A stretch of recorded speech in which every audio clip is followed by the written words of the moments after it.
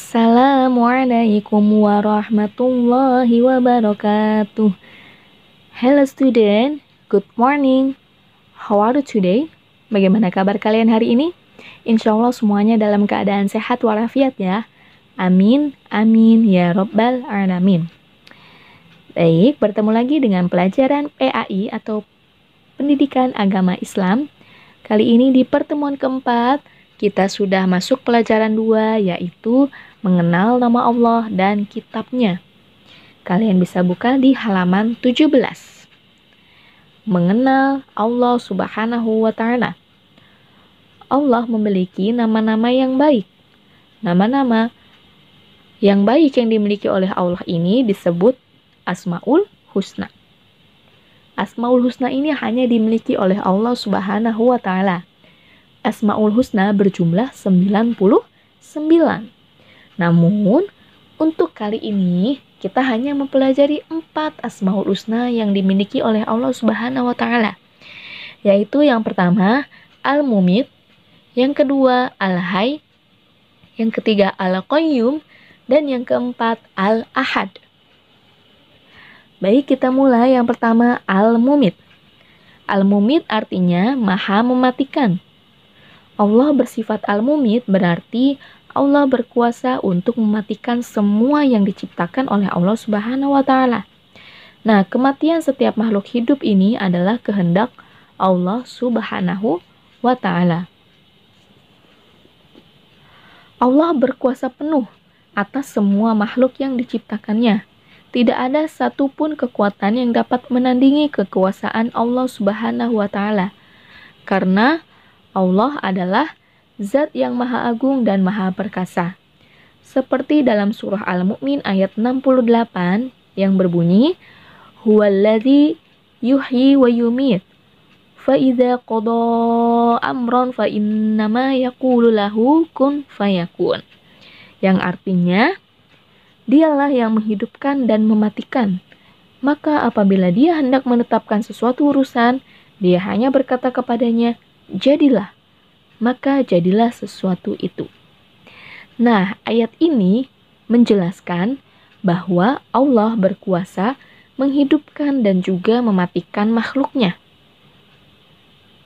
Apa yang dikehendaki oleh Allah pasti terjadi.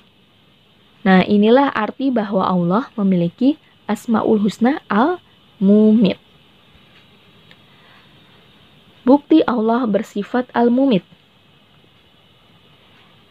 Di antaranya yaitu ada bayi yang baru lahir meninggal dunia, ya. Ada juga yang meninggal ketika berusia lanjut. Selain terjadi pada manusia, bisa juga terjadi pada tumbuhan. Misalnya ada pohon yang tiba-tiba kering dan mati. Lalu ada juga bunga yang layu dan akhirnya mati padahal tumbuhan tersebut sudah disiram. Nah, selain itu hewan juga bisa mati, misalnya karena terserang penyakit. Nah, semua yang dialami oleh makhluk hidup ini adalah kehendak Allah Subhanahu wa Ta'ala, ya. Jadi Allah ini Maha Mematikan. Maksudnya Allah yang berkehendak atas kematian makhluknya, baik itu manusia, hewan, ataupun tumbuhan. Lalu yang kedua yaitu Al-Hayy. Al-Hayy artinya Maha Hidup. Allah memiliki sifat Al-Hayy berarti Allah Maha Hidup. Kehidupan Allah ini kekal, ya, dan tidak akan pernah berakhir. Kehidupan Allah ini berbeda dengan makhluknya, karena kehidupan makhluknya itu pasti berakhir atau mengalami kematian. Kehidupan Allah ini bersifat sempurna, yaitu tanpa membutuhkan makhluk lain, ya. Tidak ada satupun tindakan manusia yang lepas dari kehendak Allah, karena Allah Maha Hidup, ya. Jadi semua yang kita alami, ya, yang kemarin, sekarang, atau nanti, itu sudah menjadi ketetapan atau kehendak Allah Subhanahu wa ta'ala. Bukti Allah bersifat Al-Hayy, yaitu matahari selalu terbit di pagi hari dan terbenam di sore hari. Kemudian muncullah bulan di malam hari. Dan begitu terus setiap hari. Tidak pernah tertukar antara peredaran matahari dan bulan. Nah, ini adalah salah satu bukti bahwa Allah ini bersifat Al-Hayy atau Maha Hidup. Jadi yang mengatur semua ini adalah Allah Subhanahu wa ta'ala. Lalu yang berikutnya yaitu Al-Qayyum. Al-Qayyum artinya berdiri sendiri.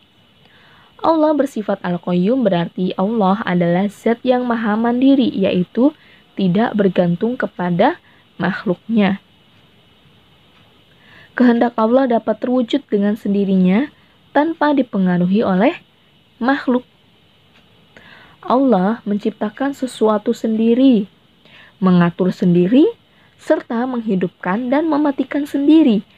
Ini semua tanpa campur tangan siapapun. Bukti Allah bersifat Al-Qayyum diantaranya yaitu Allah menciptakan seluruh alam semesta ini tanpa bantuan siapapun. Allah menciptakannya dengan kekuasaannya yang agung. Ya, jadi Allah menciptakan matahari, menciptakan bumi, bulan, planet, gunung, dan lain sebagainya. Itu semua diciptakan sendiri tanpa bantuan siapapun. Nah, ini adalah salah satu bukti bahwa Allah bersifat Al-Qayyum atau berdiri sendiri. Lalu untuk Asmaul Husna yang berikutnya yaitu Al-Ahad. Al-Ahad artinya yang Maha Esa. Allah memiliki Asmaul Husna Al-Ahad yang artinya Allah Maha Tunggal. Hanya ada satu Tuhan di alam ini, yaitu Allah Subhanahu wa ta'ala. Ayat Al-Quran yang menjelaskan tentang sifat Al-Ahad yaitu terdapat pada surah Al-Ikhlas. Ya, surah Al-Ikhlas ini menjelaskan tentang sifat Al-Ahad yang dimiliki oleh Allah Subhanahu wa ta'ala. Allah Maha Esa berarti Allah tidak memiliki keturunan atau tidak memiliki nenek moyang. Ya. Lalu, rukun Islam yang pertama mengucapkan 2 kalimat syahadat, yaitu syahadat tauhid dan syahadat rasul. Lafal syahadat ini merupakan pernyataan keyakinan bahwa Allah itu Esa. Ya.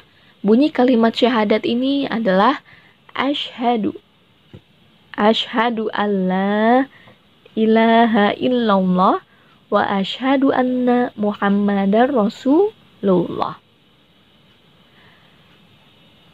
Nah, dengan mengucapkan 2 kalimat syahadat ini, berarti umat Islam wajib menyembah Allah Subhanahu wa ta'ala.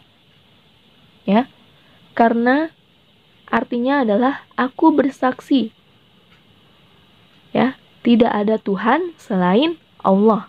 Dan aku bersaksi bahwa Nabi Muhammad adalah utusan Allah.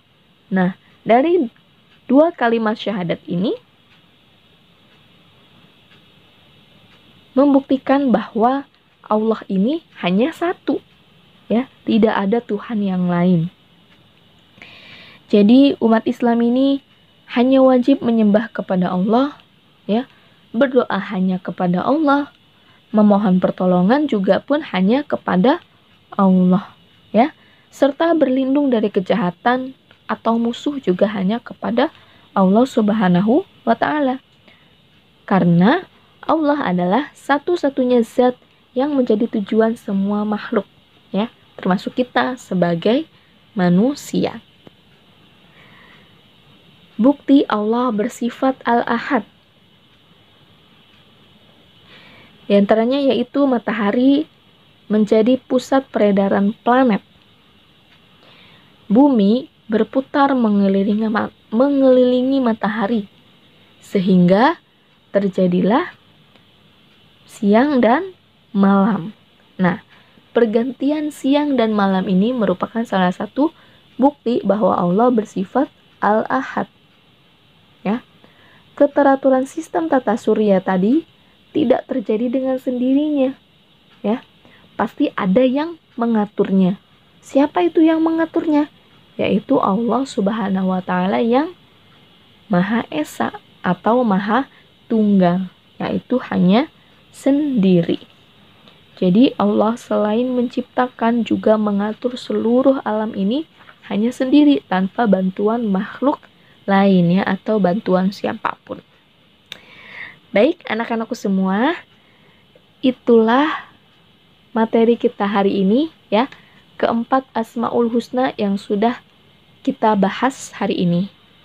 Untuk kesimpulan materi kita hari ini yaitu Al-Mumit artinya Allah Maha Mematikan.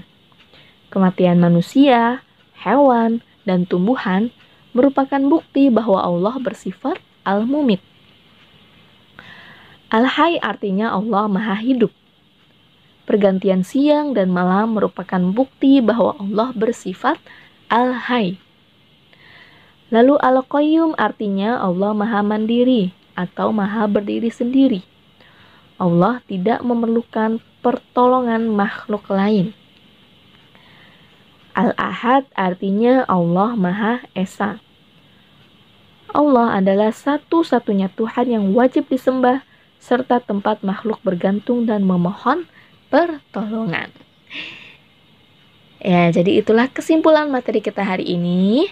Untuk tugas kalian hari ini yaitu tulislah lafal syahadat tauhid dan syahadat rasul. Lalu jelaskan kandungan dua kalimat syahadat tersebut sebagai bukti bahwa Allah bersifat Al-Ahad. Ya, jadi kalian tulis lafal dua kalimat syahadat. Tadi di slide sebelumnya sudah Miss tulis ya. Kemudian kalian jelaskan ya kandungan dari dua kalimat syahadat tersebut sebagai bukti bahwa Allah bersifat Al-Ahad. Oke, itu saja materi kita hari ini. Terima kasih kalian sudah menyaksikan video pembelajaran ini dengan baik. Jangan lupa kerjakan tugas kalian menulis lafal dua kalimat syahadat serta menjelaskan kandungan sebagai bukti bahwa Allah bersifat Al-Ahad. Kalian kerjakan di buku tulis kalian masing-masing. Oke, itu saja yang Miss Isna sampaikan. Kurang lebihnya mohon dimaafkan. Tetap semangat belajar. Thank you. Wassalamualaikum warahmatullahi wabarakatuh.